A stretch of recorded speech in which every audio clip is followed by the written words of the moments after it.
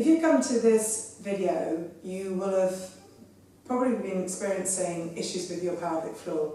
Now, whether you are postnatal or prenatal or postnatal, or maybe you are menopausal, or you think you might be, or you're just basically discovering that there are issues down there. You might be finding that you're wetting yourself. It may be that you're having this, what we call urge incontinence, this feeling where you want to go to the toilet all the time.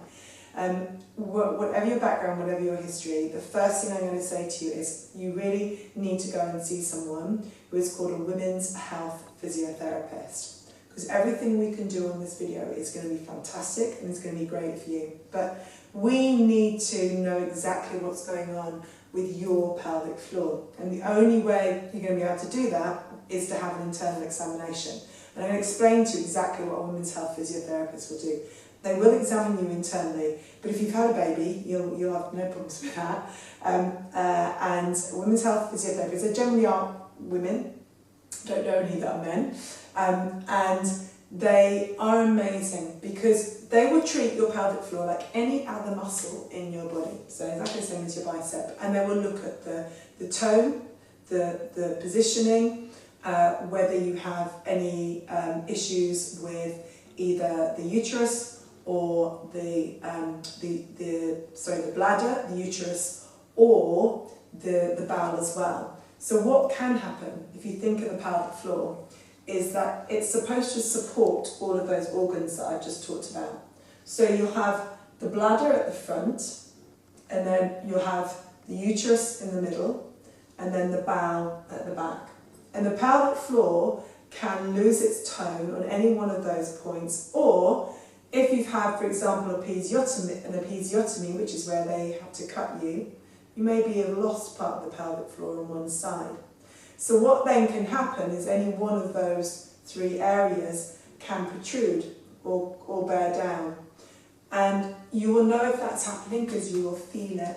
Yeah? So if you have any sensation that feels wrong down there, then go and see someone. You can get a mirror and have a look if you want to. If you're not squeamish, have a look. And if you can see something that doesn't look right, then the chances are you do have some kind of prolapse and you need to get that checked out. Hopefully you haven't got any of those things, but if you have, what I want you to be really rest assured about is that it's not a problem if you get help. And women's health physios are the most amazing people, and they can change your life. So you go to your doctor, you ask for a referral to a women's health physiotherapist. If you can afford to pay for one, go and see one, don't waste any time. You can find out about them through your doctor's surgery, and make sure you get that help. So now on to the exercises. If you have had a baby, you may not feel anything down there. Probably haven't got the issues that I've just been talking about, but you just may not feel anything, and quite reasonably so as well. You know, that muscle's been completely traumatized, like any other muscle in your body. If you have an injury, then that muscle feels traumatized. Yeah, it's swollen, it's not feeling great, and the muscle tone is really gone. And if you think about the fact that the baby's been pressing down on your pelvic floor wall, the tone of the muscle will go. So you need to kind of find it. And the best way to find it is these books. We're not going to open them and read them, we're going to sit on them. Now I've used this because in class we would use like yoga blocks to sit on, and we haven't got those here. You haven't necessarily got them at home, so we're going to use these books. So you find the three biggest books you can find in your house, and shove them lengthways around, and you sit on them like this, okay?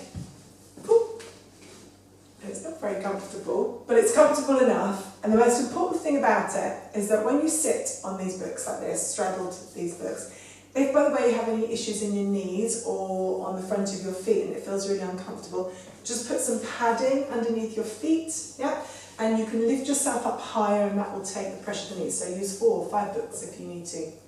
But the great thing about being sat on this kind of hard position, on this hard base, is that you immediately feel your sit bones. And it also puts you into a very tall seated position, so you're sitting up nice and tall and really lengthened through your spine.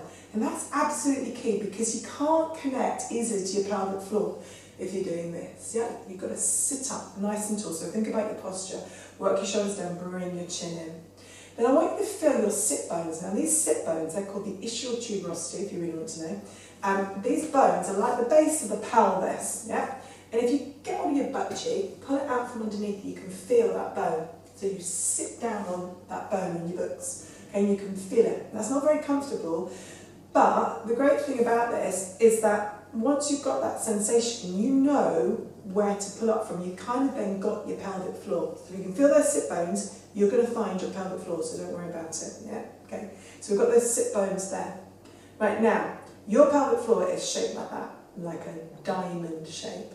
Okay, and it starts from your coccyx, your tailbone at the back, and it swings through like a hammock underneath you to your pubic bone at the front, and then the diamond bit comes from those sit bones because it attaches to those on the side. So think of it like a hammock underneath you, and then you pulled the sides of the hammock out and attached it to those sit bones on either side. Now when we ask you to connect your pelvic floor, we generally say stop a wee, for example. So in a lot of videos you'll see on YouTube or wherever, or you'll go to the midwife and the midwife will say, yeah, you do it by stopping a wee. Well, that kind of gets it a bit, but it's not really all of the pelvic floor. So your pelvic floor is a really big muscle area. It's quite substantial, okay?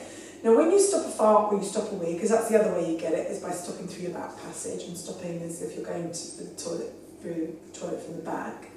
When you do that, you contract the sphincter muscles that work around those points, but that's not all of your pelvic floor.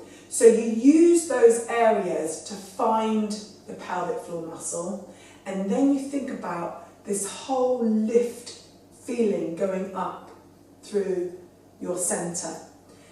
So we're going to do it now, but first of all, before we do that, I want you to think about your breathing, and this is absolutely important. Because if your breathing is really short and restricted and tense, it's not going to make it easy for you to find that pelvic floor. Because for your pelvic floor to contract, you need to be relaxed. And you almost need to be at the end of your breath, and almost, not quite, almost holding your breath to be present and aware of your pelvic floor. So let's just focus on that. So take a big deep breath in the inhale.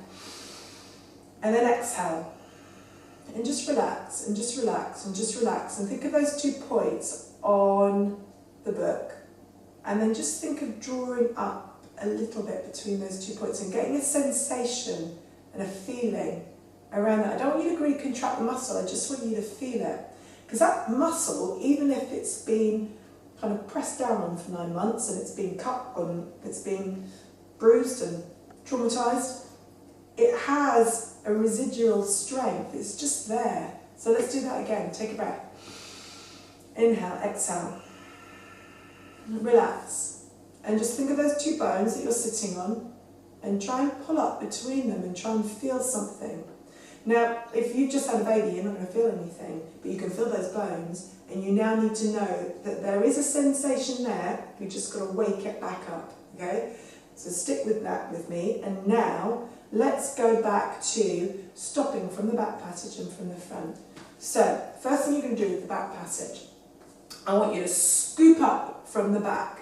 Okay, so stop a fart, but imagine scooping your pelvic floor up from the back. So it comes from your coccyx to your tailbone and goes like that. But very importantly, you don't tuck and roll.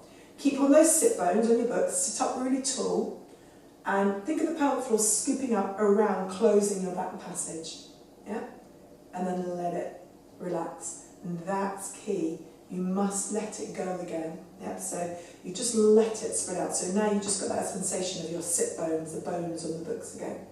Okay? And then you're going to do it again. Scoop up from the back. So you've got the back passage. And then you're going to let it come back down. So that's the back area. Now the front sensation is a bit different. So from the front, you're going to stop like you're stopping a wee, but it's more like a kind of a suction coming in from the front. So go as if you're going to stop a wee, but draw it up and in and kind of back towards your vagina, so you're pulling up and back. Okay, So you scoop from the back passage, you kind of draw and suck in from the front passage, and you bring those 2 points together. Now think of those sit bones and lifting up and up and up and up and up and up. And my favourite saying of all is imagine a rocket going up through your fanny and out through the top of your head. I wonder if this will get cut out from YouTube if I use expressions like that. But you've got to, because it's so important to really feel where you're working. And it's that sensation, it's that lift, and it keeps lifting. And it's a bit like a rocket. Think of it like NASA in slow motion, lifting up and up and up. And the magic thing about it is when you get that sensation, you start to pick up lots of other muscles with it as well. So let's do it again. Let's take a big breath first of all. Inhale. Exhale, relax. And then pull up from the back, scoop up, draw in from the front. Pull those 2 points together and then keep lifting, keep lifting. Just breathe naturally, keep lifting, keep lifting, keep lifting. Keep pulling up. Rock it up inside you, up and out through the top of your head. Okay? And then let it drop back down.